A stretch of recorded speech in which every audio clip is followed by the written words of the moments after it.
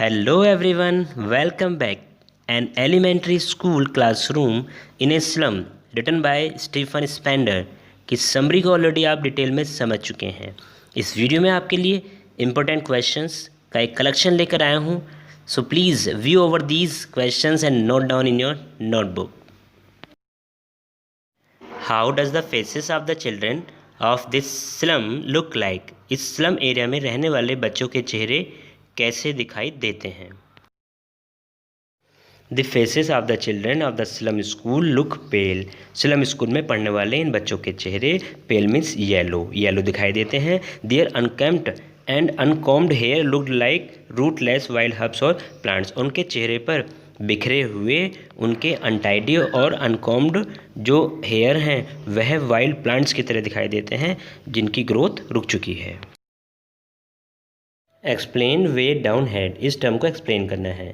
The burden of misfortunes had depressed and bend the head of the girl down. Misfortune के burden ने लड़की को depress कर दिया है, इसलिए वह अपना सिर झुकाए बैठी है क्योंकि उसके पास ना तो कोई उम्मीद है ना ही कोई सपना है। What do you understand by the paper swimming boy with red size? इस टर्म से आप क्या समझते हैं?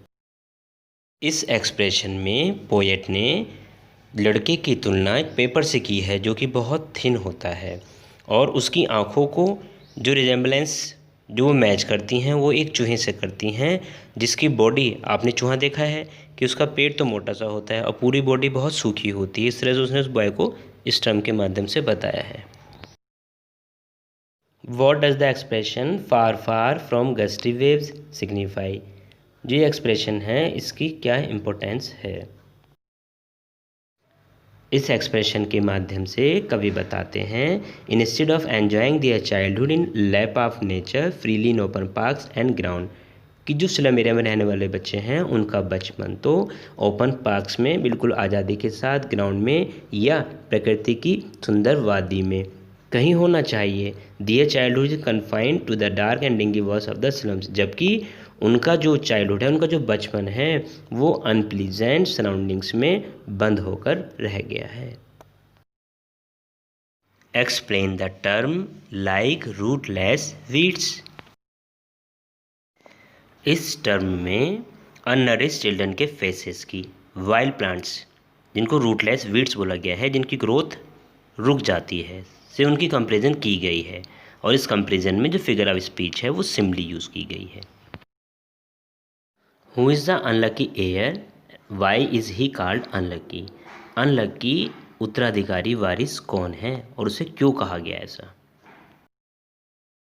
स्लम बॉय को अनलकी हेयर कहा गया है क्योंकि उसे उसके पिता से विरासत में पॉवर्टी, गरीबी, डेस्पेयर, निराशा एंड डिजीज बीमारी मिली हैं।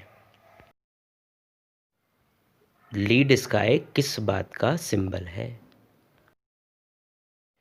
पोयम में पोएट ने लीड स्काई और क्लियर ब्लू स्काई की कंपैरिजन की है। लीड स्काई होपलेसनेस और डेस्पेयर का सिंबल है, जबकि क्लियर ब्लू स्काई वो हमारी उम्मीदों और सपनों को पंख देता है। जो स्लम एरिया है जहाँ वो बच्चे रहते हैं वह लीड स्काई से कवर्ड है। इट मीन्स होपलेसनेस और डेस्पेयर से पॉल्यूटेड है। शेक्सपियर को बुरा या दुष्ट क्यों कहा है? शेक्सपियर को विक्ड इसलिए कहा गया है कि जो उनके वर्क हैं उन बच्चों के लिए वो यूजलेस हैं। वह लिटरेसी एक्सीलेंस में एक एपिटोम है, लेकिन उन स्लम स्कूल्स में उनके बारे में हार्डली ही कुछ पढ़ाया जाता होगा।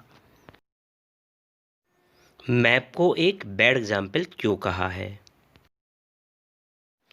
मैप एक ब्यूटीफुल वर्ल्ड को शो करता है, तब भी वह स्लम चिल्ड्रन बच्चों के लिए एक बैड एग्जाम्पल है क्योंकि वह उनमें उम्मीद और आशा की किरण को जगाता है, उस ब्यूटीफुल वर्ल्ड की ओर अट्रैक्ट करता है जो उन्हें कभी मिल ही नहीं सकता, जिसको वह कभी पा नहीं सकते। Explain the expression from fog to endless night. यह टर्म स्लम चिल्ड्रन की मिजेबल लाइफ को डिस्क्राइब करती है कि वो बच्चे मॉर्निंग से लेके लेट नाइट तक इतने सारे होपलेसनेस, डेस्पेयर, डिजीजेज जो भी ये सब उनके लाइफ के ओट्स हैं, उसके बावजूद भी वो अपनी लाइफ को जीने के लिए डिफरेंट डिफरेंट अटेम्प्ट्स करते हैं। इतिहास उन्होंने ही रचा है जिनकी भाषा में सूर्य जैसी शक्ति और गर्मी होती है।